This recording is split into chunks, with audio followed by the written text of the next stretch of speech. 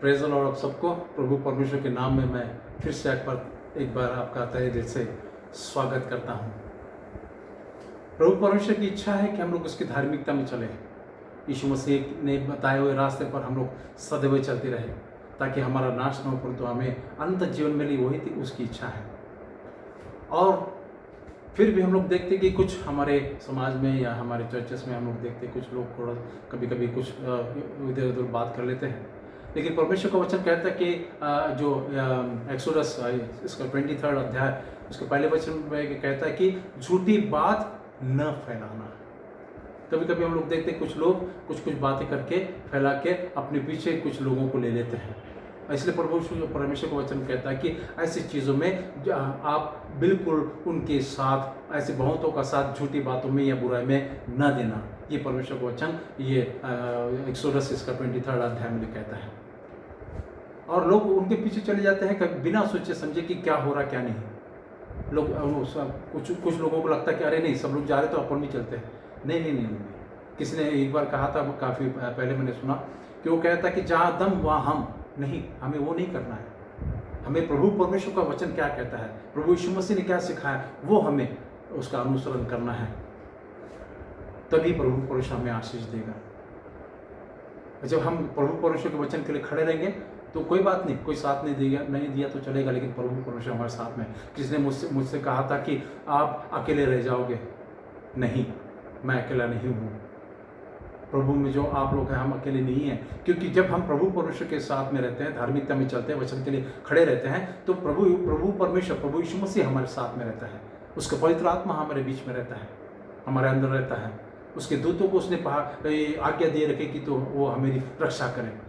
तो दूत हमारे साथ में है, प्रभु परमेश्वर हमारे साथ में है, परिवार अपने साथ में है, कलीसिया अपने साथ में। और जो प्रभु परमेश्वर के वचन में चलते हैं, धार्मिकता में चलते हैं, वो हमारे प्रभु में भाई और बहन हमारे साथ में है, हम अकेले नहीं। इसलिए प्रभु परमेश्वर हमारे साथ में है। और परमेश्वर कहता है, हिंदी में बड़ा अच्छा लिखा है, वो कहता है कि मैं तुम्हारे पक्ष में हूँ।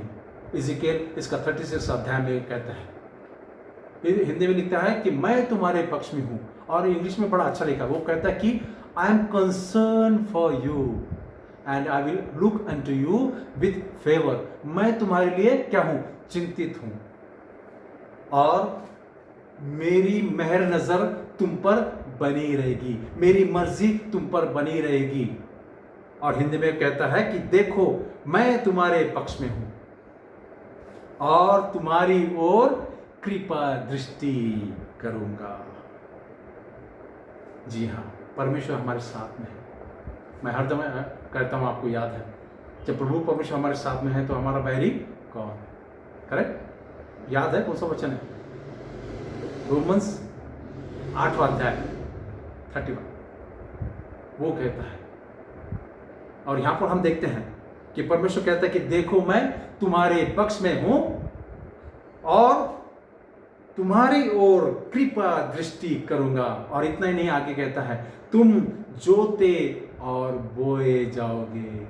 इसका मतलब जो जमीन अगर खंडर हो गई है, वीरान हो गई है, जिसमें कुछ भी पौधा या कुछ भी उसमें फल फूल नहीं लग रहे हैं, तो परमेश्वर क्या कहता है, तुम जोते जाओगे। हम देखते हैं कि जब किसान या कोई गार्डनर ये जो अपनी जो जमीन रहती है, जमीन को क्या करता है, ऐसी पड़ी रहती है शांति से पृथ्वी पर, लेकिन क्या करता है, वो जमीन को हल चलाता है। जब हल चलाता है तो उसका वो ट्रेवल या ये रहता है, सिकल रहता है, वो क्या करता है, उसके अंदर चले जाता है और ज़मीन उसमें से गड्ढा पड़ जाता है और ज़मीन ऐसी दूर हो जाती है। यानी ज़मीन को हम लोग कह सकते हैं गड्ढा पड़ जाता है, टुकड़े हो जाते हैं। उसी तरह प्रभु परमेश्वर हमारे जीवन में कुछ चीज़ें आने देता है ताकि हम क्या हो जाए, जोते जाए, हमारी जो बंजर ज़मीन जो बनी है उसमें हल चलाया जाए। बहुत बार हम लोग देखते हैं कि हमारे जीवन में कुछ ऐसी परेशानियां आ जाती है, कभी तकलीफें आ जाती हैं। किसी को लगता है कि अरे इसके जीवन में ऐसा ही हो रहा है, ऐसा क्यों हो रहा है, वैसा क्यों हो रहा है, और वो सुन के अपने भी आपके भी दिल में ऐसा कभी आ रहा होगा कि मेरे ही जीवन में ऐसा क्यों। नहीं, प्रभु परमेश्वर ऐसा होने दे रहा है, क्योंकि प्रभु जानता है, प्रभु चाहता है कि ये जो ज़मीन है, ये जो जीवन है, इसको जोया जाए। उसके बाद में क्या होगा, वो होने के बाद उसमें मैन्योर वगैरह डाल के, खाद डाल के क्या किया जाएगा, बोया जाएगा। प्रभु का वचन हमारे अंदर बोया जाएगा। जब हमारे अंदर प्रभु का वचन रहेगा, बोया जाएगा, वो अच्छे से बन जाएगा, जड़ पकड़ लेगा। उसके बाद में क्या हो जाएगा, फल फूल लगेंगे, पौधे आएंगे, फल फूल लगेंगे। और वही परमेश्वर चाहता है, और वही कहता है कि तुम जोते और बोते जाओगे, बोए जाओगे। और इतना ही नहीं, तुम्हारे वजह से, यानी हमारे वजह से, वो कहता है, आगे का वचन कहता है 10वां वचन, कि मैं तुम पर बहुत मनुष्यों को, अर्थात इस्राएल के सारे घराने को बसाऊंगा। हम पर बसाएगा, लोगों को बसाएगा। जो वीरान पड़ा था जमीन, उसमें पेड़ लगेंगे, फूल और फल लगेंगे, ताकि लोग आकर उसमें बस जाएंगे। और इतना ही नहीं, आगे कहता है कि नगर फिर बसाए जाएंगे। जो अभी फिलहाल की सिचुएशन में जो ऐसा हम लोग दिख रहे हैं, वीराना पड़ा है, लेकिन वो कहता है कि नगर फिर बसाए जाएंगे और खंडहर फिर बनाए जाएंगे। कुछ लोगों को ऐसा लगता है कि अरे चर्च खंडहर जैसा बन गया। नहीं, पहले सबसे पहले प्रभु परमेश्वर हमारे हृदय को, मैंने लास्ट टाइम बताया था ना, हृदय कौन है, हमारा पवित्र आत्मा का मंदिर है। इससे बनाना चाहता है। इससे बनाने के बाद हमारे परिवार को बनाना चाहता है। जो खराब हो गया था उसको फिर से, जैसा लास्ट टाइम मैंने बताया था, कुम्हार किस तरह से मिट्टी का बर्तन बनाता है अपनी इच्छा के अनुसार, और फिर अपना उसका इस्तेमाल वो करता है। तो उसी तरह परमेश्वर हम चाहता है कि हमारा इस्तेमाल उसकी महिमा के लिए करें। इसलिए वो कहता है कि जोते जाओगे, बोए जाओगे, और तुम्हारे ऊपर लोग आकर रहेंगे, यानी आशीष पाएंगे। हमारे वजह से लोग, हमारे सराउंडिंग के लोग क्या होंगे, आशीष पाएंगे, और खंडहर फिर से बनाए जाएंगे। और इतना ही नहीं, 11वां वचन मैंने आपके लिए फिर पढ़ना चाहूँगा।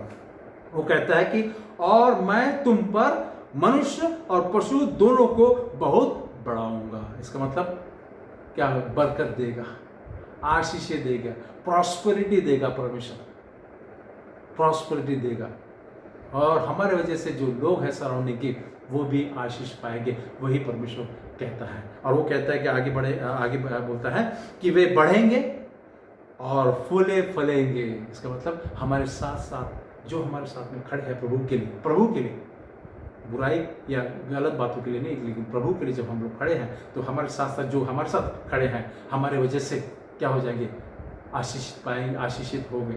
और इतना ही नहीं, वो कहता है कि बढ़ेंगे और फूले फलेंगे। और इतना ही नहीं, मैं तुमको प्राचीन काल की नाई बसाऊंगा। पहले जिस तरह से हमारे जीवन में था, ये सब प्रॉब्लम होने के पहले, तो वो कहता है कि मैं फिर से तुमको बसाऊंगा और पहले से ही अधिक क्या करूंगा, भलाई करूंगा। हमारे प्रभु परमेश्वर कहता है कि हम पर वो फिर पहले से ज्यादा, यानी डबल क्या करेगा, भलाई करूंगा। तब तुम जान लोगे कि मैं क्या हूं, मैं यहोवा हूं। यही परमेश्वर चाहता है कि हम उसकी धार्मिकता में चले, उसकी स्तुति करें, उसकी प्रशंसा करें। आप जानते हैं, आपको याद होगा जो अय्यूब के जीवन में हमने देखा, अय्यूब कैसा था, आदमी था, कोई गरीब ऐसा नहीं था, बहुत ही धनवान ऐसा व्यक्ति था। लेकिन परमेश्वर के यानी हमारे प्रभु के वचन में चलता था, धार्मिकता में चलता था। और चलो मैं आपके लिए पहला अध्याय पढ़ता हूँ और इसके कुछ वचन पढ़ते हैं, तो देखेंगे कि किस तरह से अय्यूब के जीवन में हुआ। वो बोलता है कि उस देश में अय्यूब नाम का पुरुष था, वह खरा और सीधा था और परमेश्वर का भय मानता था। किसका? परमेश्वर का भय मानता था, मनुष्य का भय नहीं मानता था। वो परमेश्वर का भय मानता था और बुराई से परे रहता था। धर्मी व्यक्ति था वो, धर्मी व्यक्ति।